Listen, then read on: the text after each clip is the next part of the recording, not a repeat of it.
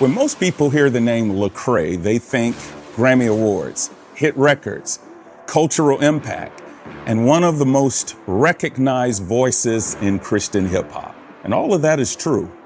But today is not about Lecrae the artist. Today is about Lecrae the business owner, the entrepreneur, the multimillionaire who's had to steward fame and fortune and the good and the bad and the ugly that comes with that. Look, you've heard plenty of things about Lecrae, the music man, the family man, the faith man, but we're going to see another side of him, Lecrae, the businessman. The man who built companies, the man who made major financial moves, the man who created wealth, all while keeping his faith intact and his family too. Today, we're going to unpack the principles behind Lecrae making millions as a Christian. Welcome to the Stewardship Coach Podcast with yours truly, Lee Jenkins, where we help the financially frustrated to the extraordinarily wealthy learn how to make, manage, and multiply money God's way. So if you're looking for practical, faith-based wisdom on business, finance, and stewardship, you're in the right place. Now, let's get into today's episode.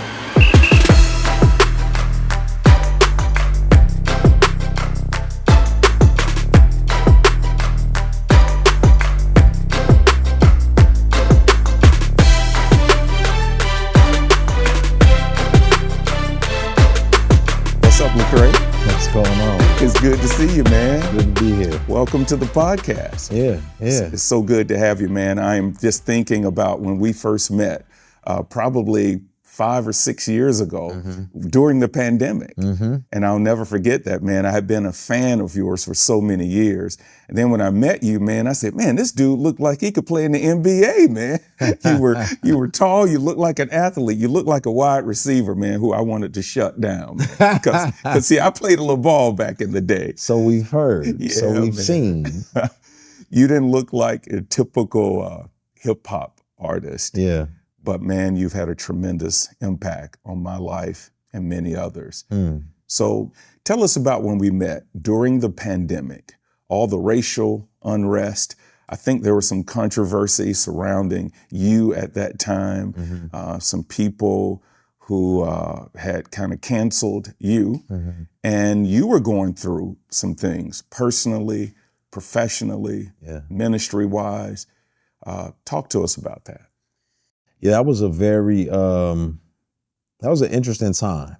During that time period, my faith compelled me to speak up for people who I felt didn't have a voice, who were being mistreated, and were essentially being racially profiled and to the point of being killed.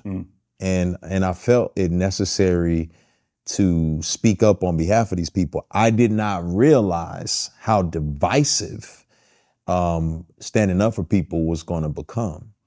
And, there were a large swath of my fans who decided that my convictions were for them too political. I didn't see them as political. I saw them as biblical. But as politics and faith started to merge, I think that's the only view they could see things through. And so for them, they said, oh, he's being political. I don't want anything to do with him. And I was just attacked viciously online, lost a lot of supporters. There was one show that I remember having where there was probably 3,000 people showed up the year before. And then after, it was like 400 people showed up. So it was a pretty tough time. And I just needed some time to process. And by the grace of God, running into you, who was more seasoned, wise, and had been through so many things, I could see you as a voice during that time period. And then come to find out you're a voice and a mentor in so many other ways. I remember those times, man. It was really tough for a lot of people, just navigating through not only the pandemic, but again, the racial unrest, the political sensitivity, people misunderstanding folks. And then you were just trying to stay alive, because this crazy pandemic. Well, did that hit you financially? I mean, when you stand up for your principles and your values, and you are a public figure, you're a celebrity, you make your money from the public, how did that hit you? And did you ever think about, maybe I shouldn't, be so bold because it might hit my bottom line? Actually, absolutely. I hadn't considered it was going to affect me financially until it did. Yeah. I was very fortunate that I had a financial advisor who years prior was an advisor to a lot of pro athletes. And what he told me was, he said, hey, a pro athlete has a window of earning. And similarly, so does an artist. And so you need to think of your earning window. So I was already kind of preparing for an end to my earning window. It just hadn't happened. So I was preparing in some other ways, investing and alternative investments and different things, real estate, different things like that. So when it did hit, I was fortunate that I had thought of this time period. I didn't expect it to come like this, but it did dry up a lot of my, just the income that I was functioning off of. And so I had to, lean on savings. I had to lean on my salary. Thank goodness I made a salary from, my business. But yeah, that ancillary concert income, it took a dip. And did I want to be quiet? I didn't think I should have been quiet, but I didn't think it was going to be that crazy either. Man, it was crazy. So that's interesting that you compare your career, or at least your financial advisor, the way he advised you was similar to one who would advise a professional athlete, because you have a certain amount of time to make a certain amount of money. But in the entertainment business, a lot of people think that they can do that forever. Right. Because, an athlete, and when we know, that shelf life is very short. And then you got the possibility of injuries. But with a lot of entertainers, they don't look at it like that. Right. Because they figure they can sing, they can rap, they can act the rest of their life. Yeah. How did that shape how you handled your money? Okay. As it was coming in, were you splurging and thinking it's going to always be this way? What was your mindset? Well, I didn't grow up with a lot of money. So I grew up with a single mother, and she was doing her best to survive. And she had, struggled financially. And, I think when people start off without money, they move in two different ways. Either they move in the way that says, I'll never have this again, so I'm gonna go crazy, or I'll never have this again, so I'm gonna hoard it. Yeah. And so I erred toward hoarding, and I'm not saying either one are right. Yes. I'm just saying that was the way I would lean, was toward the hoarding, because I was afraid that I was gonna be broke again.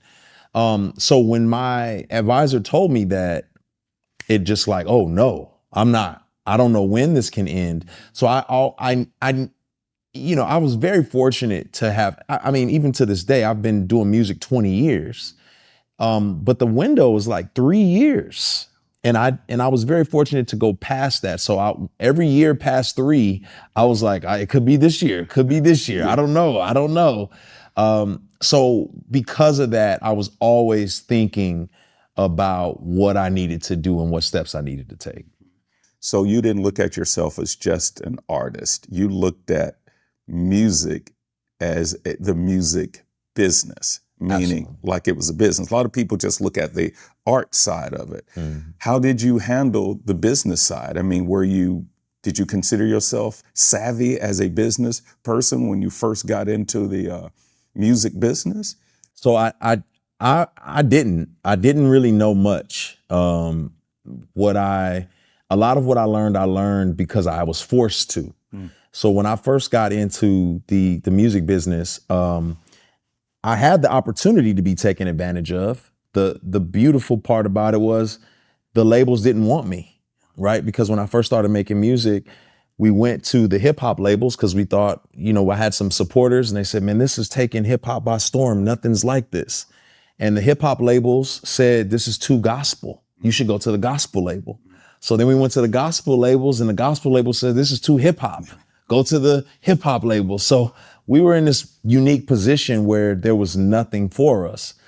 So we had to just figure it out on our own and do it all independently. And that meant like taking every small step and learning every detail. Oh, what is a UPC code? And what is bookkeeping? And how do all these particular things work? And, you're talking about a kid who's fresh out of college and I'm just having to learn all of this stuff on the fly. I had never been to an attorney's office. I didn't know an attorney. Wow. So, the concept of having to meet with an attorney was beyond my mind. And so I was very fortunate that the church world was very well resourced and would send me people that I needed to have discussions with and to have conversations. Wow. Well, take me back to your childhood, those experiences, those people who shaped you as a financial steward, as a business person. How did you view money as a child? Was it scarce? Were you able to buy pretty much what you wanted to buy? And how do you think your childhood shaped you as a businessman? My mother raised me, it was a stern household in terms of finances, in terms of, she was like, I don't have a lot. So I can't do the above and beyond things. You won't have the new Nikes that all of your friends are going to have. I mean, when it came to like something simple as Chuck Taylors, I had fake Chuck Taylors in the 8th grade. So that's how bad it was. That's pretty bad, man. So what my mother did instill in me is a work ethic. Yes. And so from a very young age, I understood if I want something, I'm gonna have to work for it. I was not afraid of work. I was not under the thought process that it's just gonna happen for me.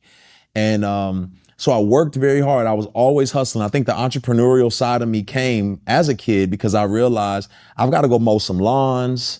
I've got to go wash some cars, shovel some snow, whatever it takes to make this money. I worked I wasn't a paper boy, but I would get people subscribed to the newspaper. Younger audience may not know what a newspaper is. That's right. But I had to get people subscribed to the newspaper. I would sell candy. I would go to the dollar store with extra money I had, buy candy for $1 and resell it for $2, door to door. So I was just always thinking entrepreneurial as a kid. Now, my mother was in a relationship with a guy. And he was pretty financially savvy and he gave me some tips. I don't think he understood that they stuck. But as a teenager, he told me it was very simple. He said, your money is a table with 4 legs: savings, investing, your spending or checking, and your emergency. Wow. And that's what he taught me as a teenager. So I was always like, okay, I got to have money to save. Yeah. I got to have money for an emergency. I got to have money to invest. I didn't even know what investing was, but I was like, I need to invest it. And then I got money I spend or, an emergency spending, savings, Absolutely. And investing. And he told me that. So I always had this concept of, do I have my 4 legs at all times? And this is like at 16. So that stuck with me. And I just built off of that. Man, that is great advice, man. Yeah. I wish I'd heard something like that when I was a teenager. Yeah. But that's really awesome. What did you want to be when you were a teenager? When you thought about your future, did you think about this celebrity artist, hip hop artist, multimillionaire? Was that a vision of yours, or did it just kind of happen and fall into place? Yeah, I fell in love with the craft of entertainment, right? So I love music, I love acting. I actually wanted to be an actor. Yeah. So that was my first love, was acting. I did music as well, but I got a full scholarship for performing arts for acting. That's what I wanted to do. The money part, I don't think I considered that what I did professionally was going to provide for me I was always like very practical. So in my mind, I was always thinking, what's my backup plan? What's my backup plan? What do I, and I didn't have an aspiration to have more money until I was exposed. So I'll never forget, I was in Dallas, Texas, about 18 years old. And I remember driving through this neighborhood over by SMU. And I looked at these houses and I said, whoa, I didn't know this existed. Yeah. You know, and I was like, this is crazy. And it was a guy outside and he was walking his dog. And I just said, excuse me, sir, I'm sorry. Can I just ask you a question? And he was like, what's going on? And I said, how do you get to live in a house like these? And he said, you work hard and make some good investments. And there was that word again, investment. Man. And I was like, what is that? What is that? And so I went and grabbed the Wall Street Journal. Didn't know what I was reading, but I was 18. And I was like, I just got to figure this out some kind of way. Whatever this is, I need to figure this out so I can live in this neighborhood. Man. So that just triggered something in you, man. It did. Yeah. Yeah. So you wanted to be an actor. Let's go back a little bit more into your childhood. Yeah. You lived in a lot of different cities. I think I read Dallas, San Diego, Denver. Why was your family moving around so much? Well, when I was born in Houston. Okay. My father worked for UPS, and him and my mother got married after she got pregnant with me. They were very young, early 20s. While at UPS, a lot of his counterparts kept getting hired or, promoted before him. And he felt it was racial, but he couldn't prove it. And he asked a woman after being there for a while, hey, I've been doing this longer than most people and they're getting promoted above me. And she said, you should just be happy to have a job. Wow. And so that sent him spiraling because he felt like there's a ceiling he was never going to get past. And that spiral turned him into using his job to sell drugs. And he was selling drugs and then he started using the drugs he was selling. And then after using the drugs, he became an addict. And that created tension in my household, of course. And they split up. My mother literally had to escape. And so now we're moving to wherever family was because she's young. She's in her early 20s and just needs support. And my grandmother's, she's had different husbands, but her husbands were in the military. So wherever they were stationed is kind of like where we would end up going. So there's a base in Colorado, we're going to Colorado. There's a base in San Diego, we're going to San Diego. That's how you got there. That's exactly what was happening. So we were just staying wherever there was family. Wow. Yeah. I guess she needed that support system. That's right. Man. So you wanted to be an actor, didn't grow up around a lot of money, but you had a mindset was developing though. That's right. Because these words like investing and saving. That's right. You know, and managing money. So tell me about your faith journey during that time. I mean, did something happen that kind of got you on this faith trajectory? Yeah. You know, I was I was a very smart kid, but rowdy, rambunctious, always getting in trouble. I was bored very easily. And I had a lot of negative influences. The only men in my family were like uncles who were, you know, they were in gangs or they were just neighborhood guys. And I didn't have a model, you know, to follow after. So I didn't know what I was supposed to do. And it got me into a lot of trouble. I got brought home by the police, you know, often as a kid. And then by the time I was a teenager, I really wanted to get my life together. You know, I was seeing friends go to jail. I was seeing people, you know, people getting pregnant, girls getting pregnant in high school. And I was like, I want to be better. I just didn't know how. And I was like, how do I get better? How do I not succumb to this? So I said, you know, after a lot of trial and tribulation, I'm going to go to church. So I was 17. I said, let me go to church. And I sat in there as a 17-year-old by myself because I wasn't raised in church. My mother was.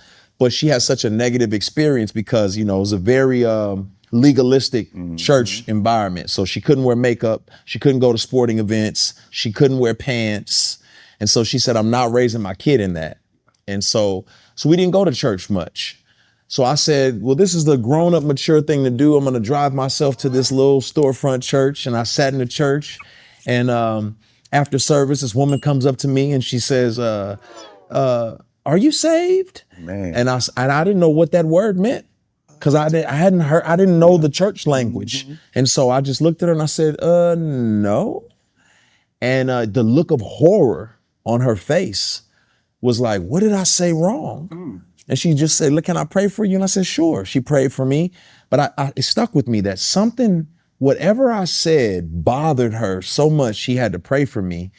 And the next year I got into college and I was on campus, and they had all these little, like this clubs, the club fair. And I didn't know anybody at this school except one girl that I had known in the past. And she said, hey, you should come to our Bible study. And I said, I don't know anybody. I'll go wherever, and I go to the Bible study and I see Christians. I'm like, oh, I didn't know there were young Christians. Like, look at this. They invited me to a conference called Impact here in Atlanta. Yeah. I get to Atlanta. My mind is blown because you remember what year that was? 98, 99. Okay. Yeah. All right. So I remember seeing, I think, my goodness, there were so many people there. Heyman Cross, Eddie Long, the sermon that actually hit me was by a pastor from North Carolina named James White. And I had never heard the gospel. And it was like, the scales just fell off my eyes. And I said, I want this. Man. This is the change I was looking for. And from that moment on, it was like I was a new person.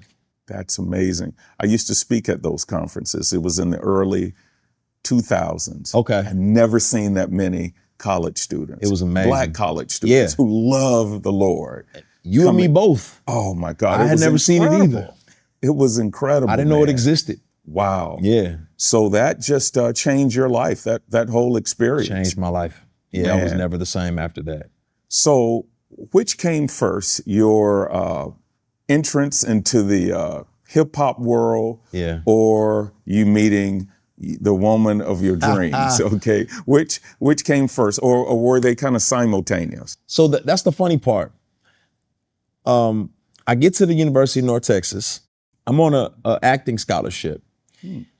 There's not many opportunities to act, but a guy there who was a student his name was Art Hooker, and he would throw plays, but he was a Christian. And so these plays would have these subtle gospel moments in them, but I didn't know that. I just wanted to act.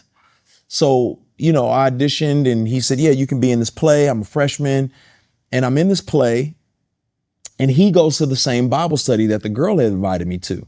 So I said, oh, well, I'll come back to the Bible study. And in that Bible study, it's just a group of young Black people, and after Bible study, they would do like a little cipher, little freestyle. And I was like, oh, they rap? I've been rapping since I was 10. I can do this. I didn't know Jesus, but I was like, I can figure out how to make Bible and disciple rhyme. And so I just started rapping, and they were like, wow, this guy's pretty good. And, I didn't have any affirmation. My dad had left.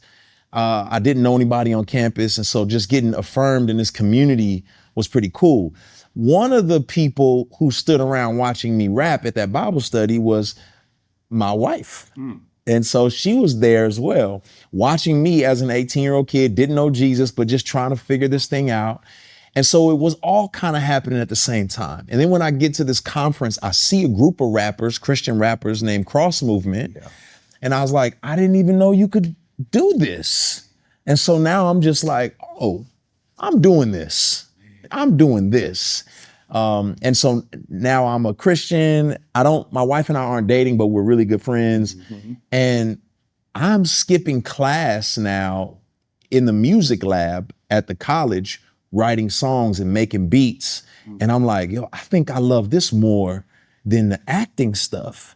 And I just said, nah, I think this is what I need to be doing. Wow. Yeah. So, man, you found your calling, man. Oh, for sure. It's kind of a combination of romance, because you met your wife to be, Your faith life was taken off. Mm-hmm. And then you found your calling as it relates to your passion. You thought it was acting, That's but it was right. really rapping, being in the hip hop world. Yeah. And speaking of that, how do you know? I've always been intrigued by guys like you.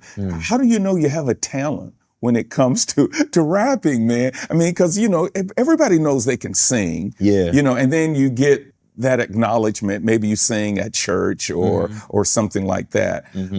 When did you know that you were good at this? So I knew probably around 13 that I was good at it. I enjoyed it. Yeah. And as a kid, I would write raps and do raps in the lunchroom and all that cool stuff as a kid. It was fun. Wow.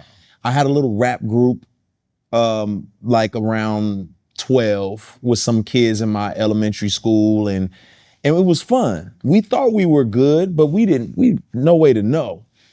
When I knew I was good is I transferred schools in the 8th grade. So I had gone to so many different high schools and middle schools, all the moving around. But I had transferred schools in the 8th grade. And somebody had heard I could rap. And so they said, oh, the new kid can rap. We got to see him battle Charles. Because Charles was the resident rapper at the school. And everyone's like, nobody beats Charles in a battle. Nobody can beat Charles. So now after school, it's like this matchup, you know, and it's like, and I'm like, why not? I'll do it. And so I had a couple raps that I had written. And I remember sitting there and it's me and Charles does his rap. And then I'm like, that was it? I was like, that was it? And so now I'm 13, I'm cracking my knuckles and I'm like, slithering like a snake in the grass, taking care of you and your crew, you got to know it. I'm just eating them alive. And the crowd just goes, oh my goodness. And in that moment, I was like, I'm pretty good at this. Yeah. I'm pretty good at this. Man, I love stories like that, man. You were about 13 or so? Yeah. Man, that is amazing. Yeah. So you leave college, and what do you do after that? I mean, because now you're in love by this time. I don't think you were married yet. No, so the funny thing is we were just great friends. Okay. We didn't get married until a few years after I graduated college. But what had happened, this is what actually happened. While I'm in college, I'm serving in campus ministry now. I've become a believer, and the next 4 years of my life, I'm just trying to figure out how to walk. Yeah. Right? College student is tough. Because in the summer times and Christmas breaks, you go home and everyone's going to the club and you're like, am I missing out? And so there was a lot of like going back and forth and ping ponging. And I really had to put my flagpole in the ground and say, I want to be serious about this. And I moved after I graduated college. I would volunteer at this juvenile detention center. So I moved close to the detention center and I started to just rap for those kids on the weekends. And I was working for Comcast in the marketing department. I was a marketing coordinator. So I ended up getting my degree and I went into marketing. So I'm at this company and I'm sitting in board meetings and I'm writing raps. Wow. I understood the concept of marketing and it was fairly easy to me. So I learned I had a knack for that. But as I'm sitting at this company, I'm writing these songs and I'm like, this is really what I want to do. But my mom, I'm like, she's like, you got a job. Yeah. You got a salary, so I'm working on my album at the same time. And I'm going to the studio with my salary money and just putting together this album. And there's a guy named Will Reed, and he was a financial advisor, right? This is the crazy part about it. He was a young Black guy who was volunteering his time to mentor college students on my campus. Wow. Financial advisor. So Will is actually the first person that told me about compound interest and taught me all these particular things. So by the time I got married, I had money saved up. I was in this great position. But Will tells me this. He says, Lecrae, you have a gift and I think you should pursue it. Wow. Now, to hear this straight-laced, financially savvy person tell me to pursue rapping while I'm working at this marketing gig was like the light bulbs went off, because to me, it sounded like the most irresponsible thing I could do. But for him, he's like, you need to do it. And so that was kind of the thing I needed. Now, I couldn't just quit my job because everyone would have had a fit. The way God worked it out was my department was getting stripped and everyone was getting laid off. And they gave me an option. They said I could move to Philly and work in sales or take a 3-month severance pay and be done. And I'm sitting here thinking, I got 3 months to make this music work. Right, that's right. I got 3 months to make this music work. And so I just said, man, I'm gonna take the severance pay. And I went all in and finished up that album and never looked back. That's amazing, man. Well, how did you were you with a record label at the time? I mean, so you went in the studio, spent your own money, and you had songs. Yeah. What really amazes me about great rappers is the lyrics. I mean, you guys are incredible songwriters as it relates to how you talk about life and personal issues, and you put it into words and rhymes, and it's just amazing. But then there's a whole nother part, which is the beat and the music. So you came in and you pretty much produce your own. I had to. Yeah. So I had to. I took, I was making pretty decent money at the time. I mean, for a 24-year-old guy to be making $37,000 a year back in that day, my rent was only like $500, and I get free cable because I work for Comcast, so I really just had rent and utilities. I didn't have any real overhead, and so I went to, at the time they had Guitar Center, and I was like, I got to make beats. I went and bought some equipment. I spent maybe $700 on equipment, and I bought all the things needed to kind of create music and record music. And then, studio time was about $50 an hour. So I had to be really, I had to know my lyrics. I had to be right on, because when you get in that studio, if you don't have it done, if you don't have it memorized, there's just no room to mess up. Today, a lot of times rappers have tons of money. They hang out in the studio all day. They just, I had 4 hours to get this stuff done. And I'm trying to get as many songs done in 4 hours as I can possibly get done. So that was my goal, was just to get in that studio and knock this album out. Now at the time I had met my now business partner, Ben Washer, and Ben and I met at a sports camp called Kids Across America. He was a leader there.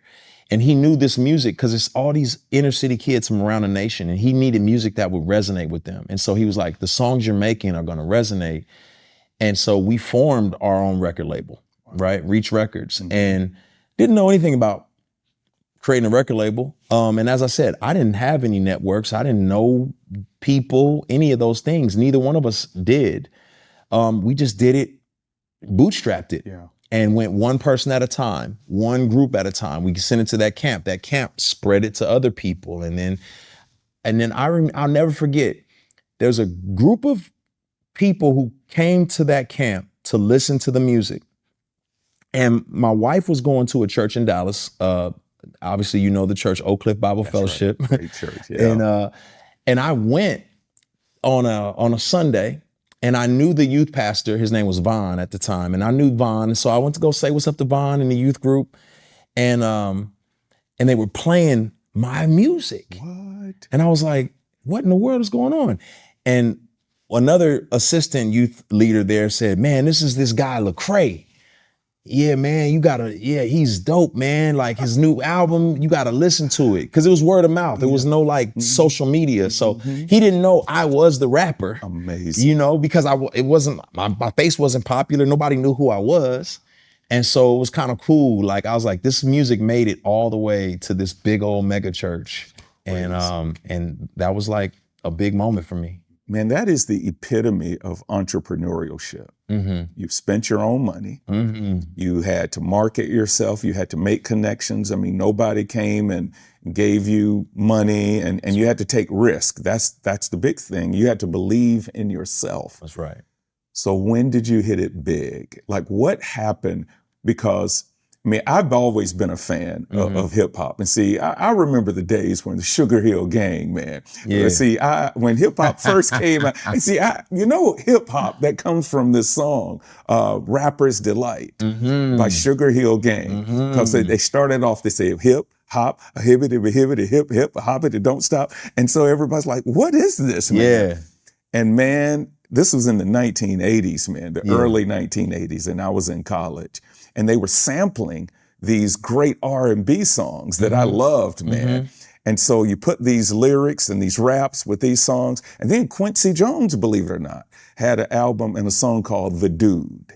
And he had, his album was called The Dude, and he had rapping on it. And it was before rap became popular. You got to check it out, man. Check that out. And so this thing was building steam, but I never thought it would get as big as it got. So I had always been a fan. And then I started hearing about this guy named Lecrae. Okay. But I didn't know your music. And then I was looking at TV. It might have been Jay Leno or somebody. It was Jimmy Fallon. Jimmy Fallon, that's what it was. Jimmy Fallon. And they said, we got Lecrae coming. And I was like, man, this dude is that big?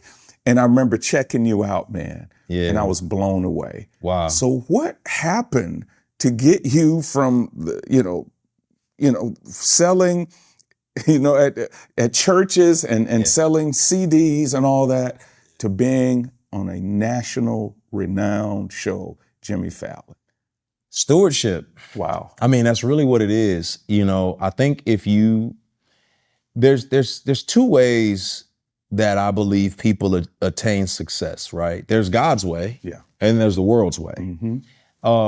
God's way is, man, he just begins to, the way I always liken it, I say, I think of it like water vessels, right? You've got a raft, you got a speedboat, and a raft is where you're just out here, man. You're just floating. I don't know where I'm going or how I'm gonna get there. Wherever the waves take me, I'm going. And then you got a speedboat where you're just like, you're going as fast as you can, as hard as you can. Now, the problem with the speedboat is it runs out of gas. Yeah. And a lot of times when you're doing it the world's way, you run out of gas trying to get it as fast as you can. You're hustling, you're sneaky, you're conniving, you're wheeling and dealing. And that's how the music industry works. It's why you see a lot of people end up in prison or getting taken advantage of. But then you also have just the lazy way of people like, well, hopefully it just happens for me. Yeah. They're just a raft. Like, I'm just really good. No one sees me, and they're mad because no one's come to the hood to find them. And what I've learned is God's way is a sailboat. Yeah. A sailboat does take work. You do have to raise those sails. You do have to deal with that rudder, but then you've stewarded what God has given you. And now you're waiting on the wind. Yeah. And the wind is God blowing. Wow. But you've got to be prepared for God to blow. And if you're not prepared, well, you weren't a good steward. And so for me, it was stewardship. It was taking care of the relationships. And no matter what business you're in the people business. So taking care of people, serving people, building relationships, treating people well. I can't tell you, I shook every fan's hand after the show, gladly. Right. And I wasn't sitting, I wanted to talk to these people. I did 1 million shows. I went everywhere. I drove my car till it literally caught on fire. Right. I wasn't overspending.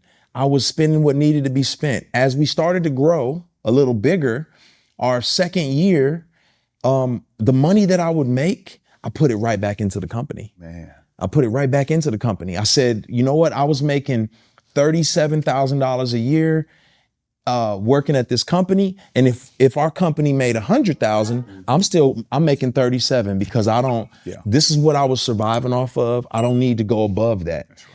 And I just kept reinvesting in our company. and signing different artists and upgrading the quality of the mixes and different things like that. You start paying for more marketing and different things along those lines. It's just an investment. And from there, people begin to trust you. You begin to get your business acumen up, and you learn how the business works because you're working in it and you're working on it. That's right. At the same time. And I think what just happened is we just kept getting better. Man. We just kept getting better, and the audience kept getting broader. Wow. And as we got better and the audience got broader, I think there was just a tidal wave that took place where the outside world was like, what the heck is going on over here? I looked up one day and it was like, we had the #1 song on Apple Music at the time, and all the Nicki Minaj fans were mad at me, like, who is this Lecrae guy beating Nicki Minaj? Wow. Was that Anomaly? That was Anomaly. Yeah. Man. Yeah, so, that was the #1 album on Billboard that year. It beat Maroon 5, it beat everybody. But again, it was stewardship. Yeah. You know? Yeah. So while you were talking, I was thinking of 2 verses. 1 Corinthians, I believe it's 4:2, it says, it is required in stewards that he be found faithful. So stewardship, we're all stewards because we all manage what we have. The issue is, are we faithfully managing it? That's good. And then Luke 16:10 says, if you're faithful in a little, you'll be faithful with much. If you're dishonest with a little, you'll be dishonest with much, which tells me that the way to get much is to be faithful. That's good. With the little. That's good. So do you feel like what you're saying is you were faithful in the little? Yeah, faithful with the little. Yeah. Like, for sure, faithful with the little. And then, my wife is so, she's a simple woman. She doesn't need much, and she was a blessing for me. Wow. Because, I didn't grow up with much, and I'm like, well, we got a little excess, babe. Put some rims on this car. And she's like, you better not. Wow. Our college loans aren't paid off. You're not putting rims on the car. Man. And I was like, okay, you're right. And that's just the way she's always been. And so I don't have the wife who's like, I need 20 pair of red bottoms. I need a Rolls Royce. I need all these things. She was never like that either. So it was being faithful with the little. God had entrusted us with the little. And then we were working alongside of disenfranchised people. Yeah. And it didn't make sense for us to be flaunting that in front of them. It just didn't make sense. And I totally agree. Man, that's so good. So you end up getting married. You married Dara. And she was perfect for you, man, because she did not feed into that materialistic world that you could have gotten caught up in. That's right. Because I'm assuming, did you make money gradually, or did it start coming in where whoa, was there ever a time where it just took a tremendous jump? Yeah. We were living in Memphis at the time. And I remember, man, we were living in a 700 square foot house. I'm making $37,000 a month. And a year. I'm sorry, $37,000 a year. And I had finally gotten, I had a song called Background, and Background we had cooked it up. It wasn't out yet, right? And so we cooked up the song, and, we're about to pack up and move to Atlanta, right? So we're like, all right, we're gonna move to Atlanta.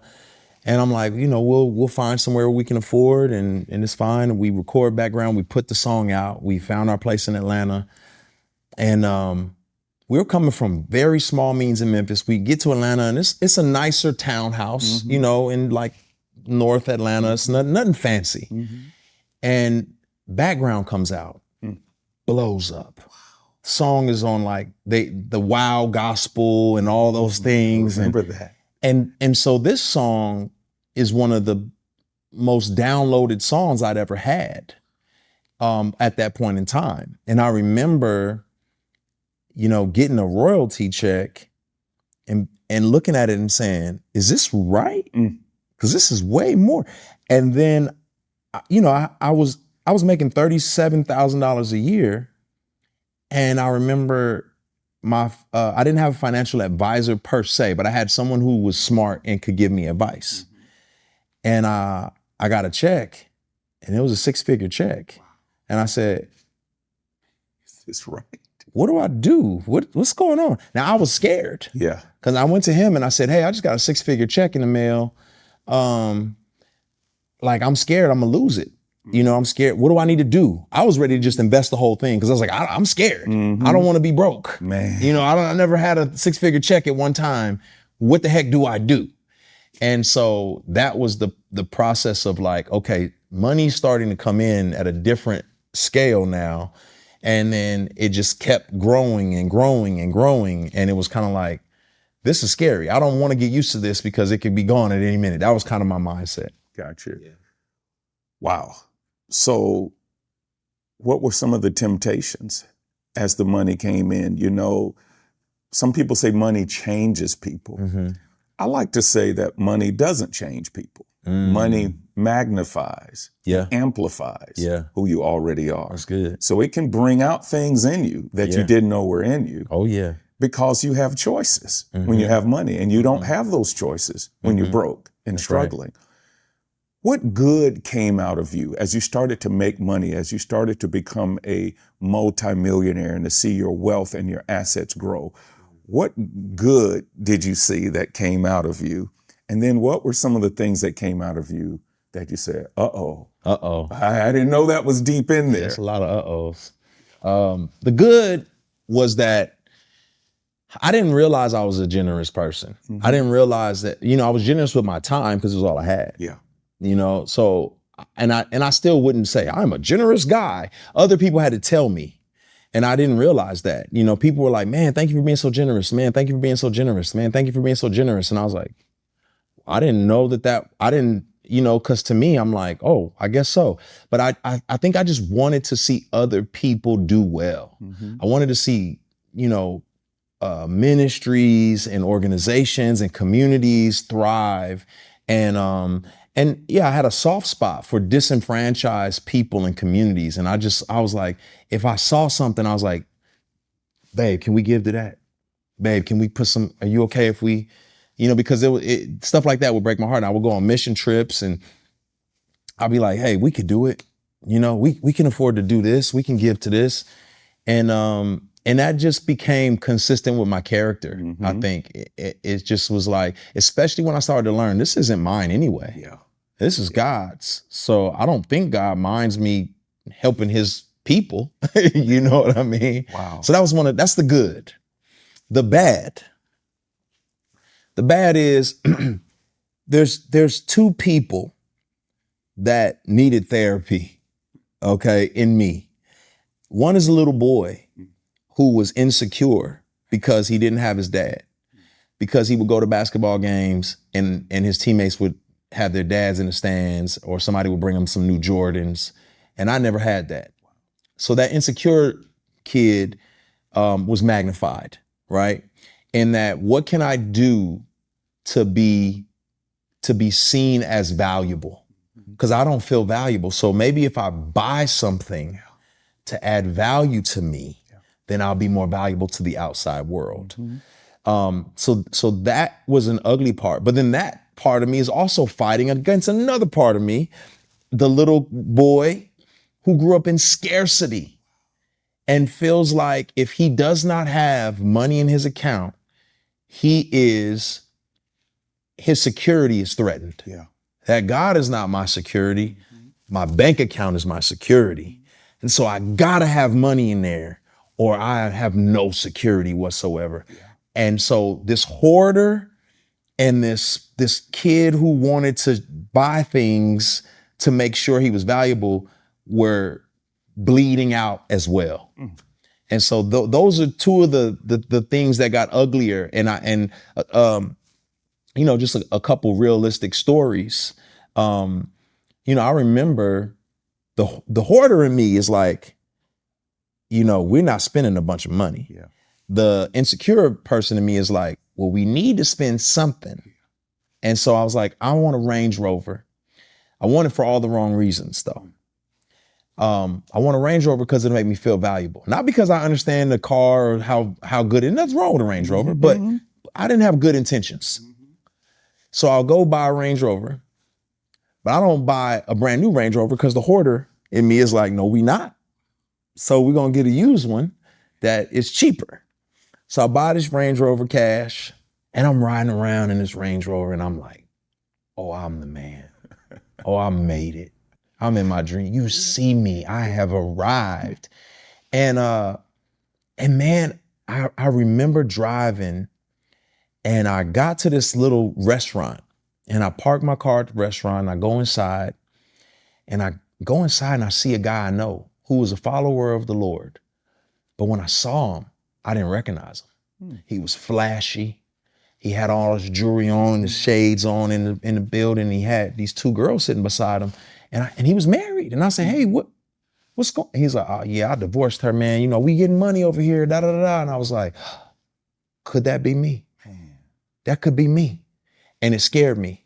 Wow. And that was a moment where I was like, oh, this is who I have the potential to become. Wow. Yeah. Man, you were really grounded, man. So when I started making money, I was kind of becoming introduced to this whole Bible-based way of looking at your money. Okay. Meaning God owns it all, not me. I'm a steward. The purpose of a steward is to manage it in a way where your owner or master is happy. So it's not about me making myself happy, even though in the process you can make yourself happy. Sure. But it's about making God happy. So it seems like by the time you started making money, you were pretty grounded in some solid biblical principles. Did that come through you talking to people or going to churches, or where did that come from? Now, that's a great question. I think if I'm being honest, this is gonna sound kind of weird. I had an unhealthy perspective on money biblically because I was so far on the side of a poverty theology, right? So I had heard sermons, and listen, this is not any knock against any of these people, but I had heard sermons from John Piper, who said, don't waste your life. Now, I don't think I was his intended audience. He was speaking to an audience of people who were hoping to build up their retirement plans and go live on a beach and never think about the kingdom of God again. I'm coming from a community where we don't even know what a retirement plan is. And so I took what he was saying very literal without thinking about the context that I was existing in. And I was like, well, I'm afraid to have money because money's going to corrupt me. I don't want it. It's going to corrupt me. It's going to corrupt me. It's going to corrupt me. And I got to be poor and I need to give it away. I give it all away, give it all away, give it all away. And I think I knew the verse that said the love of money is the root of all evil, but I think I interpreted it as money is the root of all evil. So I was scared of it. And I think because I was scared of it, I didn't go too far. I didn't move too far. It took a while for me to get to a healthy place because especially in Christian circles, certain Christian circles, if you have any semblance of wealth around you, it's like, oh, look at this guy. What is he doing? And so, man, I would drive a Dodge knowing that I wanted a Range Rover or knowing that I wanted a Mercedes because I was afraid of the criticism that was going to come back on me for stuff like that. So that's kind of the perspective. All right. So a couple of words, and I want you to just kind of define them in your own way. All right. And did you lean that way or not? Okay. All right. First one, prosperity theology. Oh, no, never lean that way. Never lean that way. Yeah. How do you define it? Or because it was really big in the 80s, 90s, early 2000s.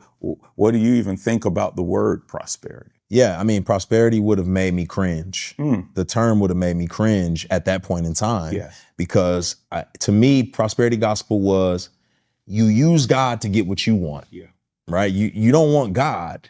God is kind of like a stepping stool to get what you want. And that's how I looked at prosperity gospel. If you would have said God wants me prosperous, I would have been like, get this person away from me right now. Yeah. Amazing.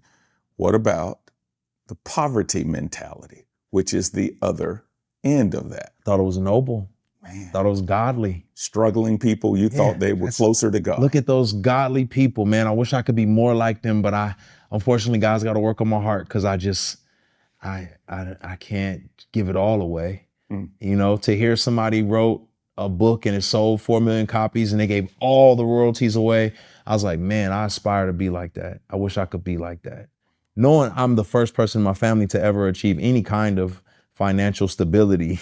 You know, my mom was freezing credit cards so she wouldn't use them. But I just thought, man, that's so godly. Wow. So those are obviously two extremes. Mm-hmm.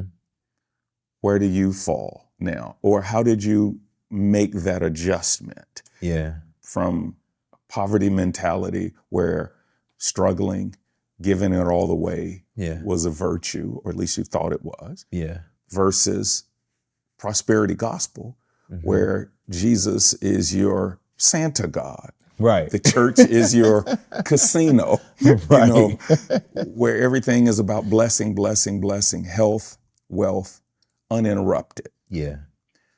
How did you balance that? It took time, but I think I began to learn through reading, through talking to older, wiser people, that it was a heart issue at the end of the day, right? Like if my heart is wanting to honor the Lord with what I have, well, you can't. I mean, all of us in America, compared to the rest of the world, we're all rich. Exactly right. Right? So I was so self-righteous and judgmental against people who had more money than me. But even when I was making $37,000 a year, I mean, I still am paying for cable. I still sleep on a bed every night. I still got running water. I still went to the corner store and bought a Snickers bar. And someone would say, that's wasteful, right? How many pair of shoes do you have in your closet, right? All you need is one, but I got multiple. So it was inconsistent, right? It was really inconsistent. And I think now where I'm at is, it's like, man, I look at Abraham in the scriptures and I'm like, God made him pretty abundant. And then the story of the Israelites digging the wells, and everywhere their land would get taken and they go dig a well and they would be water. It's like God just kept giving them provision. And I'm like, God is not anti-provision. He's not anti-making people wealthy. Paul said, I mean, I've been content with a lot or with a little. And so now I'm like, okay, well, Lord, if you've blessed me with a lot, it's supposed to flow through me. Yeah.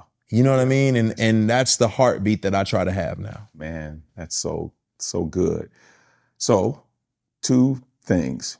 What's your biggest financial accomplishment, the thing that you're most proud of? Maybe it's an investment, maybe it's a risk you took, maybe it's something you did and it paid off and you say, yeah. But then what's your biggest financial failure or something that you're not proud of that happened financially? You say, man, I would do that all over again if I had another chance. I've consistently for years, made at least $1 million a year, right? Mm-hmm. Consistently, at least. And so that's been great. Yeah. Right. That's a blessing. Yes. And then I had a year where it was like, okay, we made a lot more than we normally make. What are we going to do? Right. And at that point in time, I was like, I need to learn about investing more. I need to learn about alternative investments. I need to learn about VC and angel and all these particular things. Right. So I'm taking the classes and I'm trying to learn how all this stuff works. This is the best and the worst decision at the same time. So I'm gonna give you both. Okay. So I'm taking all these classes. Now, mind you, I've always done real estate on the side. I have some different properties. I've done Airbnbs and rentals and stuff. All that's been great. It's been helpful. But now I was like, yo, we're gonna go big. Yeah. We're gonna take some risks, right?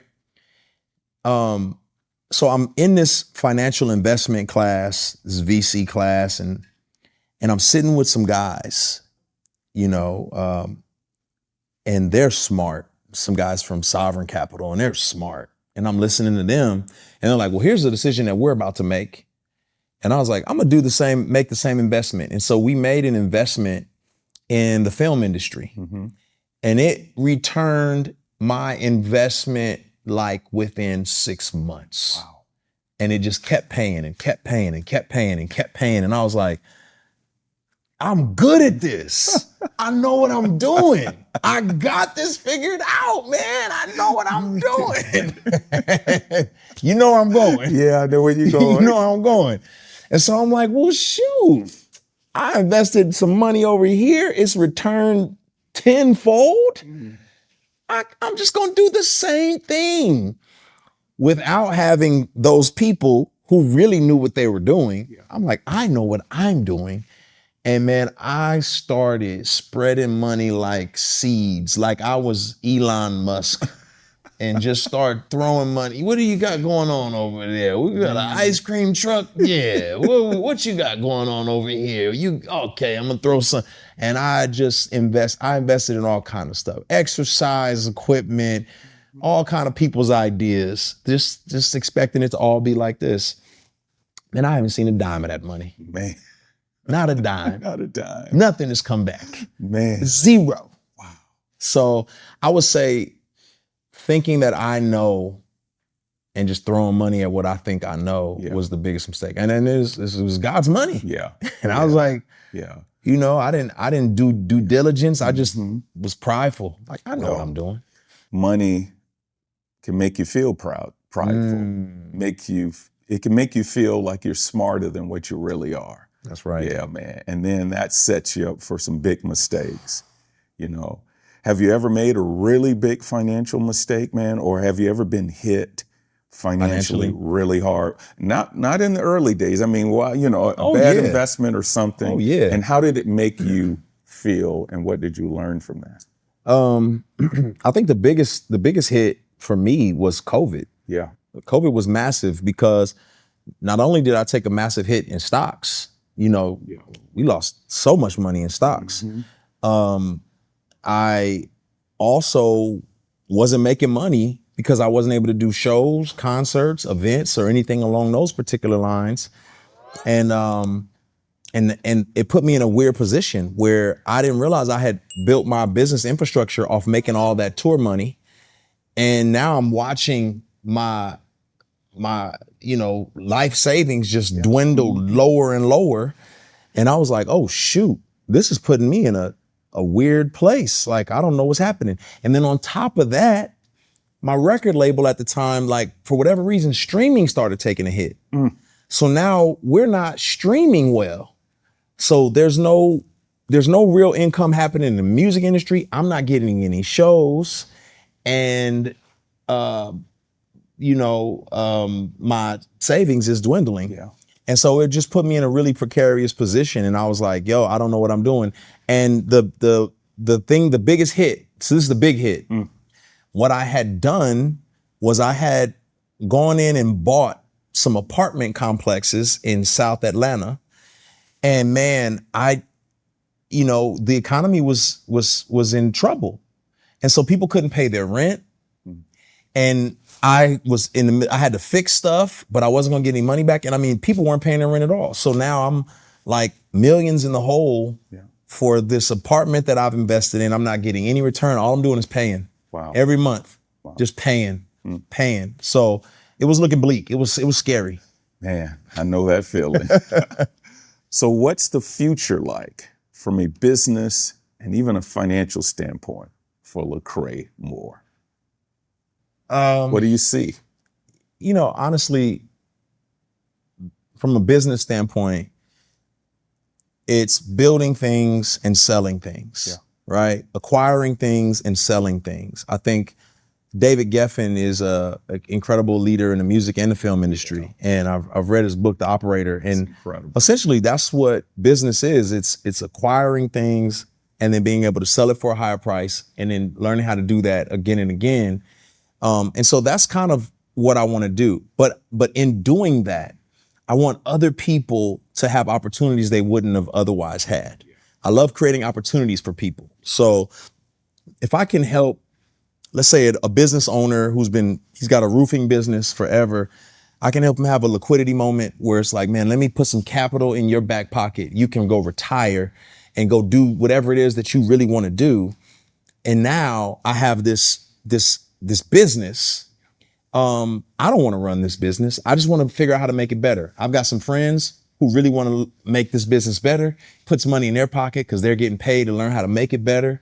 And then I sell it and then put money back in their pocket and do that process again and again. Yeah. So that's part of what I'm excited about doing as a business owner and an entrepreneur. I love it, man. Yeah. All right, Lecrae, I want to ask you some questions and I want you to answer them rapid fire, okay? All right. Business ownership and the risk that comes with it, or big fat guaranteed salary? The salary is tempting and it's a lot of stability, but there's upside with being business owner, going business owner. I like it. Yeah. All right. Digital Bible versus a physical Bible? I'm just old school. I enjoy the physical Bible. I use my digital Bible all the time, but I like when I'm really sitting down, getting to it, physical. All right. Would you rather have time freedom or financial freedom? Yikes. I feel like that's tough. I'm going to say time only because if I have time, I can create financial opportunities. I like that. Yeah. Okay. Control or delegation? Delegation. Yeah. Absolutely delegation. I know what I'm not good at. Right. All right. A great credit score or significant cash reserves? That's tough.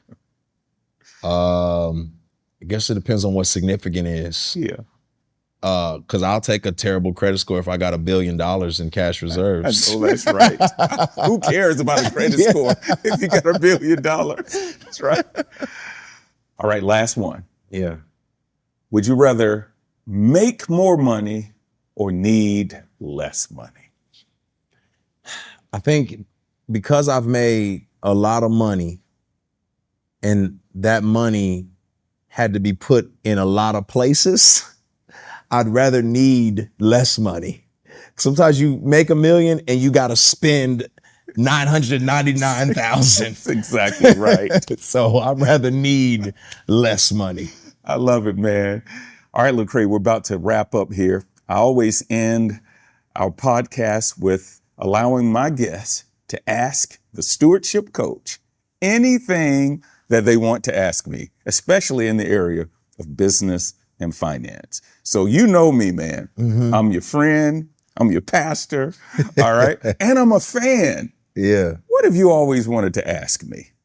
All right. You have been a financial advisor and now you're a pastor. Yeah. People don't think money and pastoral leadership go together. Yeah.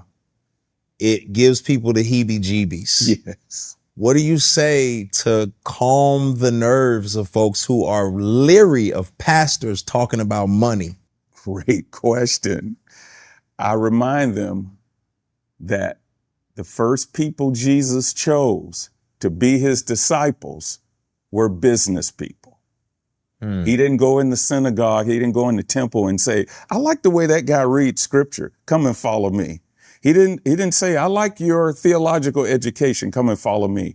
He went to fishermen, tax collectors, and he said, come and follow me. Peter like Peter. They were business people. So the people who changed the world, who were the early adopters of the gospel, were business folks, okay, who made a huge ministry impact. So people who feel a little uncomfortable with me talking about business and finances, especially with my former career for 25 years, I was in the investment business. I'm just doing what the disciples did. That's all. Taking what I learned in business, applying it to the most important business in the world, the most important thing in the world, and that is the spreading of the gospel of Jesus Christ. That's what Peter did. And that's what I try to do. So you're calling yourself Peter? Yeah, I'm Peter, man. No, I'm not quite Peter. Hey, let me say one more thing. The skills that I learned in business, marketing, sales, customer service, operations, it's the same thing I do as a pastor. Because we have to market ourselves. We have to sell, which means when we preach, it has to be done in a way that inspires people, that attracts people, that excites people.